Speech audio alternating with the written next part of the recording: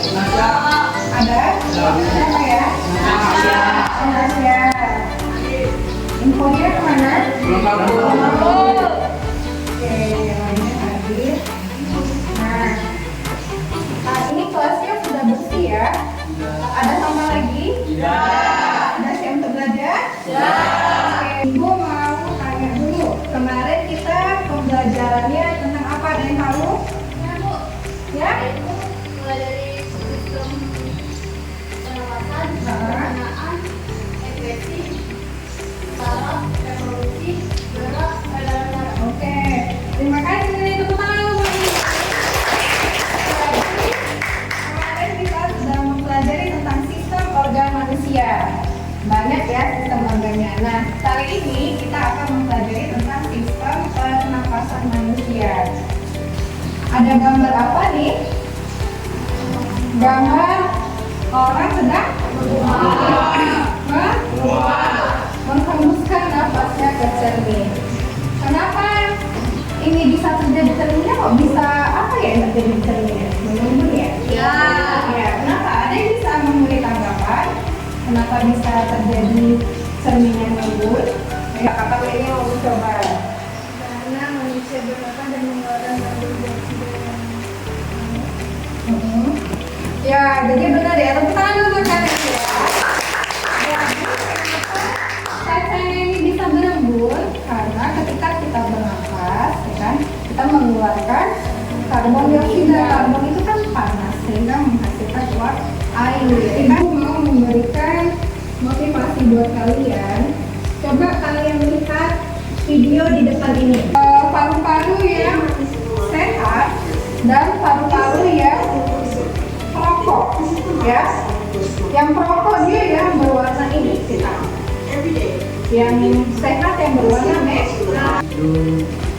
Mengandung nikotin yang bisa membuat paru-paru kita menjadi hitam. Iya, memang ketika kita merokok maka zat-zat yang terkandung dalam rokok dia akan mengendap di dalam paru-paru dan merusak. Lihat nih sampai paru-parunya menjadi hitam. Kemudian ada bercak-bercak putih. Beda nggak sama yang saya lihat? Beda.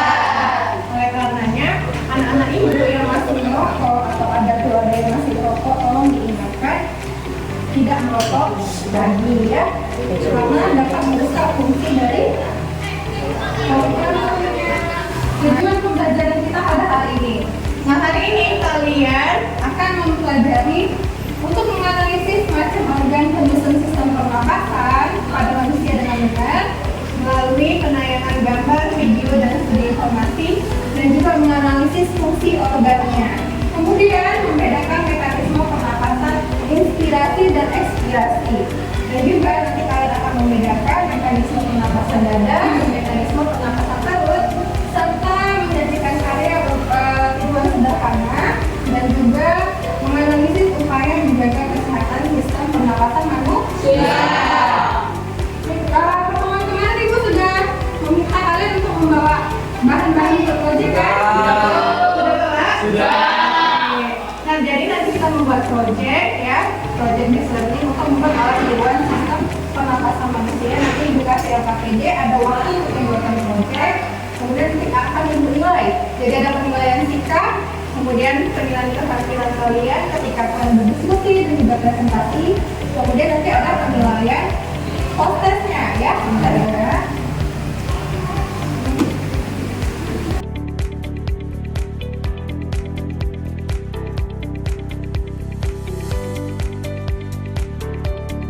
Sekarang Ibu akan menampilkan video mengenai sistem pernapasan manusia. Coba semuanya fokus ke depan. Yuk.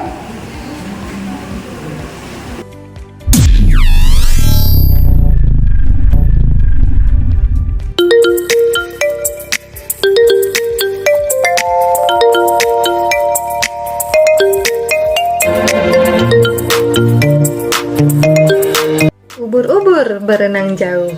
Assalamualaikum warahmatullahi wabarakatuh. Halo anak-anak, selamat pagi. Ketemu lagi dengan Ibu Mawaddah. Yuk, mari kita belajar IPA. Anak-anak, sudah tahu belum ya Apa saja organ pernapasan manusia yang diserang oleh penyakit COVID-19? Nah, untuk mengetahui jawabannya, yuk kita lihat video ini. Happy watching! Apa itu bernapas? Bernapas adalah udara yang dihirup melalui hidung ataupun mulut dan dikeluarkan melalui paru-paru. Jadi, definisi bernapas yaitu pertukaran gas antara makhluk hidup dan lingkungannya. Gas yang dihirup adalah O2 atau oksigen, dan gas yang dikeluarkan CO2 atau karbon dioksida. Coba kamu bayangkan jika setiap hari kamu harus memakai tabung oksigen. Sudah berapa banyak uang yang harus kamu keluarkan? Jadi, patutlah kita bersyukur kepada Allah Subhanahu wa Ta'ala yang telah menciptakan sistem organ kita dengan sangat sempurna. Semuanya gratis. Jadi mari kita sama-sama mengucapkan Alhamdulillahirabbil alamin.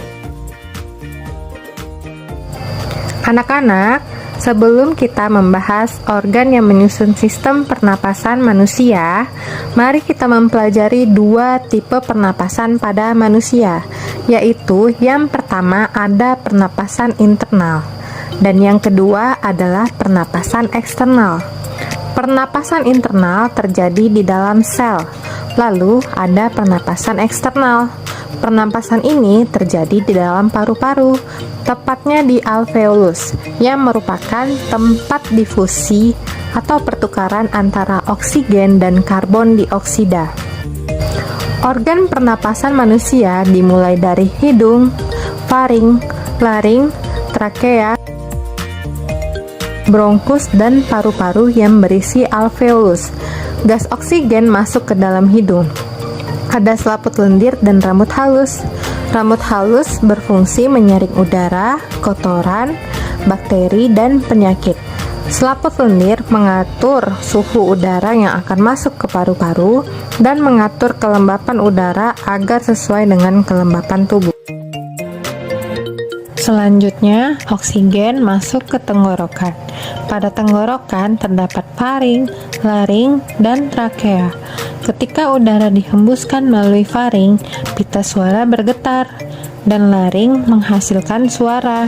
Pada dinding dalam trakea terdapat selaput lendir dan rambut halus yang selalu bergetar, berfungsi menghalangi untuk benda-benda asing yang akan masuk ke paru-paru. Nah, kenapa ya kita bisa tersedak?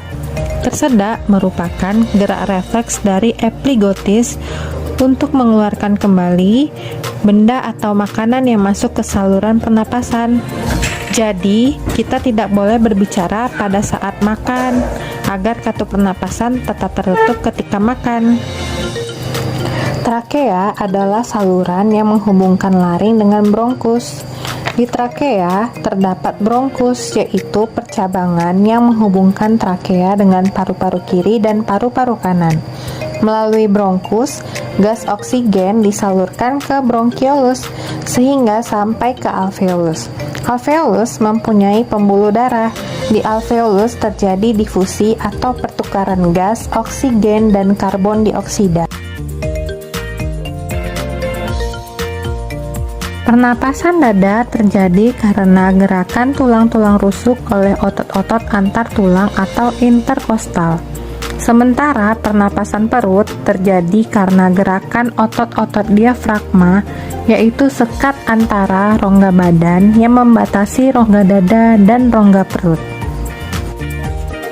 Pengambilan udara terjadi saat otot antar tulang rusuk berkontraksi atau mengerut, sehingga tulang rusuk terangkat ke atas dan menyebabkan rongga dada dan paru-paru membesar. Jadi udara keluar terjadi saat otot antar tulang berelaksasi atau mengendur. Tulang rusuk turun ke posisi semula, sehingga rongga dada dan paru-paru pun mengecil. Sedangkan pada pernapasan perut, pengambilan udara terjadi saat otot diafragma berkontraksi atau posisi diafragma mendatar dan menyebabkan rongga dada dan paru-paru membesar. Jadi, pengeluaran udara terjadi saat otot diafragma berelaksasi. Posisi diafragma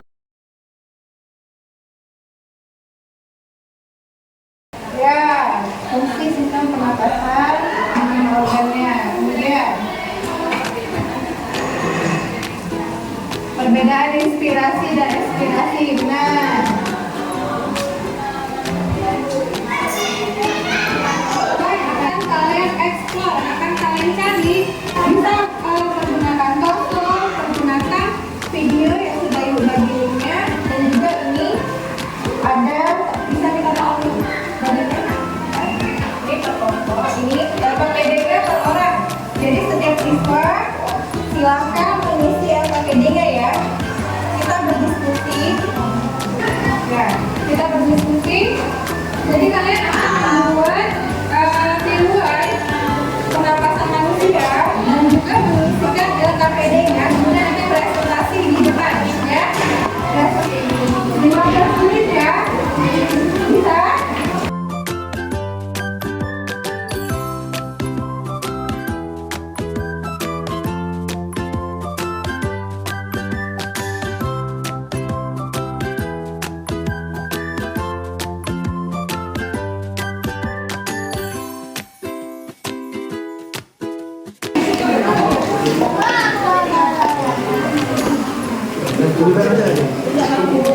Yang besar ini.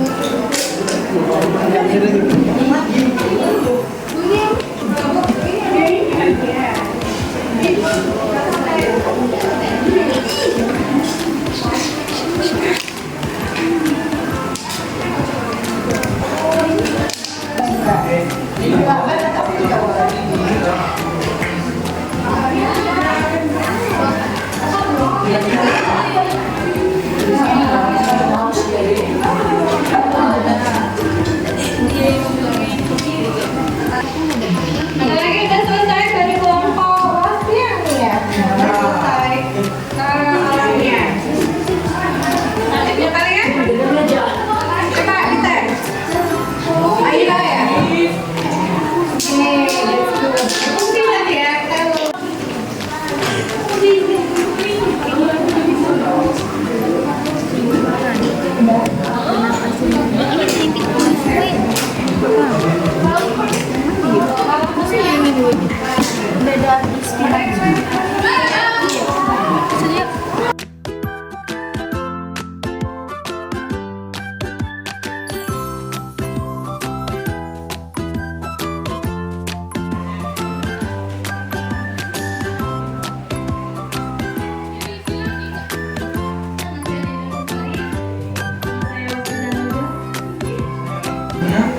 Saya Ika Maulana.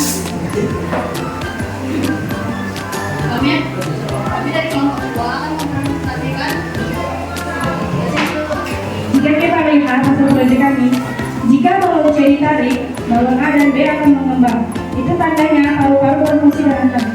Itu tanda ekspirasi masuknya udara. Jika balon C dilepas, balon A dan B akan menghenti. Itu tanda keluarnya udara. Hidung, tarik berat ya, bronkus, bronkiolus, dan alveolus. Ya, coba. Lagi ada bertanya. Silakan Reni. Sebutkan namanya. Silakan ada saya.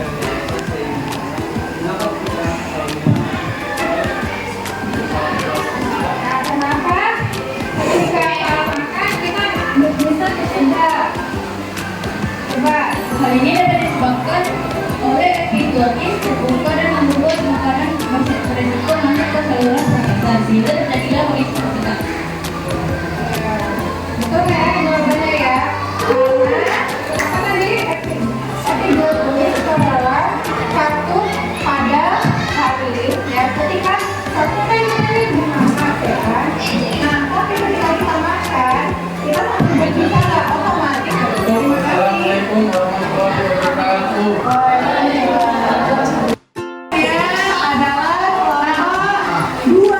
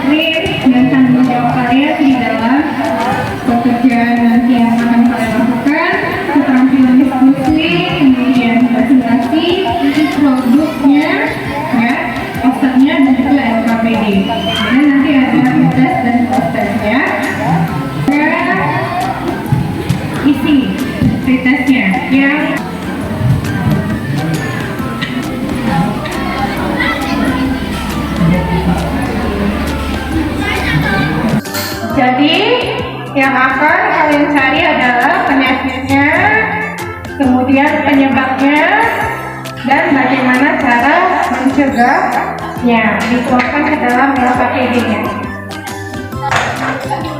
Waktunya 20 menit, setelah itu presentasi lagi ya per kelompok. Oke? Bisa. Halo, hai. Halo. Ini tulis kelompok satu, kelompok berapa, kemudian nama kelompoknya, ya, nama anggotanya, ini tanggal juga. Terus ini isi dari posternya. Bisa? Ayo.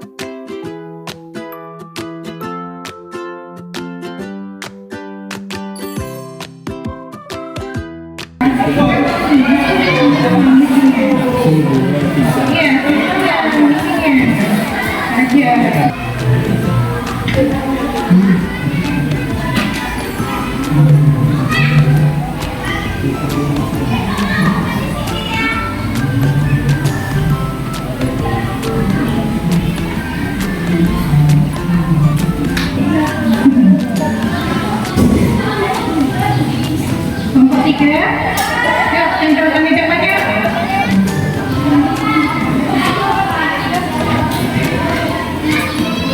Assalamualaikum warahmatullahi wabarakatuh.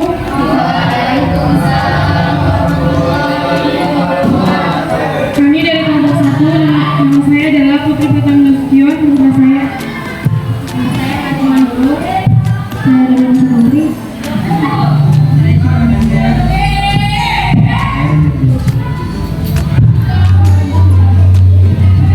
Kami akan mempresentasikan proyek kami.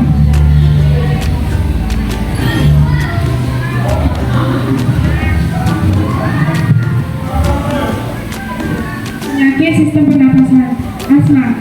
Penyebab penyakit asma, penyakit kronis pada saluran pernapasan yang ditandai dengan sesak akibat peradangan. Cara mencegahnya, berhenti merokok, hindari paparan asap, Menjaga paru-paru, smoking, minum pohon, dan dan banyak dan polusi. polusi. Oke, good. Apakah yang tadi bertanya? Ya. Iya. Saya punya dari kelompok 2. Alam. Apakah penyakit asma itu faktor keturunan? Iya. Maka penyakit asma, faktor keturunan juga. Tadi kalian sudah belajar, penyebabnya masih belum jelas, ya. Rumah tangga. Cara jaganya ya berhenti merokok, hindari paparan asap rokok, debu, polusi udara, bau-bauan yang Penyakit sistem pernapasan pneumonia. Sementara jenis penyakit sementara jenis bakteri yang umumnya